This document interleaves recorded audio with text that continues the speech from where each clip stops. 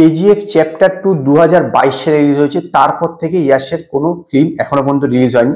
বেশ কিছুদিন আগেই অলরেডি ইয়াশ এটা অ্যানাউন্স করেছে যে আপনার তার পরবর্তী সিনেমাটা রিলিজ করবে 2025 সালের 10ই এপ্রিল এবং সিনেমাটার নাম হচ্ছে টক্সিক। এটা একটা ড্রাগ মাফিয়ার উপর এবং গোয়াতে হবে এই সিনেমাটার বেশিরভাগ পোর্শন শুটিং এবং গোয়ার উপরে এই সিনেমাটা পুরোপুরি এবং একটা ড্রাগ কার্টেল দেখানো হবে। তো এই সিনেমাটা নাকি আরো বড় মাপের অ্যাকশন হতে চলেছে, কেজিএফ এর থেকে আরো বড় মাপের এবং থ্রিলার হবে। এটা আপনার মালায়ালাম ডাইরেক্টর গীতু মোহনদাস এটা ডাইরেক্ট করবেন, একজন মহিলা পরিচালক। তো এই সিনেমাটার ব্যাপারে কিন্তু একটা এক্সক্লুসিভ আপডেট এসেছে, যেটা আমি আপনাদের সঙ্গে এই ভিডিওতে শেয়ার করব। নমস্কার বন্ধুরা, আমি অমর্ত, আপনাদের চ্যানেল ইন্ডিয়ান ফিল্ম নিউজ বাংলাতে আপনাদের স্বাগত। রিসেন্ট টাইমে যদি আপনি বিভিন্ন সাকসেসফুল সিনেমাগুলো দেখেন, যেমন দেখবেন জওয়ানে দেখবেন আপনার নর্থ ইন্ডিয়া বা হিন্দি বেল থেকে কিন্তু শাহরুখ খান ছিল, সানিয়া মালহোত্রা ছিল, আবার দক্ষিণ থেকে যেরকম নেওয়া হয়েছিল প্রিয়ামণি এবং আপনার অ্যাটলি ছিল ডাইরেক্টর, সেও আবার তামিলের এবং নয়নতারাকে নেওয়া হয়েছিল। এখন বর্তমানে এরকম কম্বিনেশন চলছে। রিসেন্ট টাইমে আবার মেরি ক্রিসমাস সিরিজ করছে, সেটাও দেখবেন আপনার বিজয় সত্যবত তামিল থেকে আছে, আবার হিন্দি ভার্সন থেকে আপনার ক্যাটরিনা কাইফ আছে।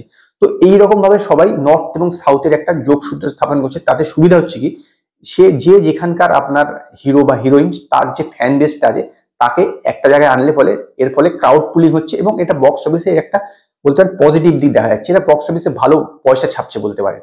সেই কারণে কিন্তু এই টক্সিকের জন্য কিন্তু আপনার হিন্দি থেকে একজন নায়িকাকে নেওয়ার কথাবার্তা চলছে এবং সেই নায়িকার নাম শুনলে আপনার নিজেরা চমকে যাবেন। ইয়েস, এরকম একটা নায়িকাকে নেওয়া হচ্ছে যার সঙ্গে মানে আনইউজুয়াল পেয়ার বলতে পারেন।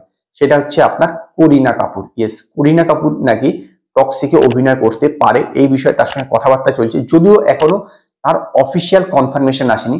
ভেবে দেখুন করিনা কাপুরের সঙ্গে ইয়াশের মানে কম্বিনেশনটা কিরকম একটা আপনি কি বলবো দুর্দান্ত হতে চলেছে। কারণ এইরকম রেয়ার কম্বিনেশন কিন্তু সচরাচর দেখা যায় না, যে করিনা কাপুরের সঙ্গে আপনার ইয়াশের, যদিও দুজনে একটা এজ ডিফারেন্স আছে, করিনা কাপুর বয়সে আপনার ইয়াশের থেকে বড়, কিন্তু তথাপি এইরকম একটা আনইউজুয়াল পেয়ারকে কাস্ট করার চিন্তা ভাবনা চলছে এবং কথাবার্তা চলছে। এটা কিন্তু বেশ একটা ইন্টারেস্টিং ব্যাপার এবং নো ডাউট এটা এই সিনেমাটাকে একটা আলাদা রকম বুস্ট করবে, অন্তত দর্শকের মনে একটা আলাদা আগ্রহ ক্রিয়েট করবে যে করিনা কাপুর আপনার টক্সিকে কাজ করতে চলেছে এবং ইয়াশের বিপরীতে, সবচেয়ে বড় কথা ইয়াশের বিপরীতে প্রথমবার কোনো সিনেমাতে মানে দক্ষিণ ভারতের কোনো সিনেমাতে করিনা কাপুর কাজ করবেন।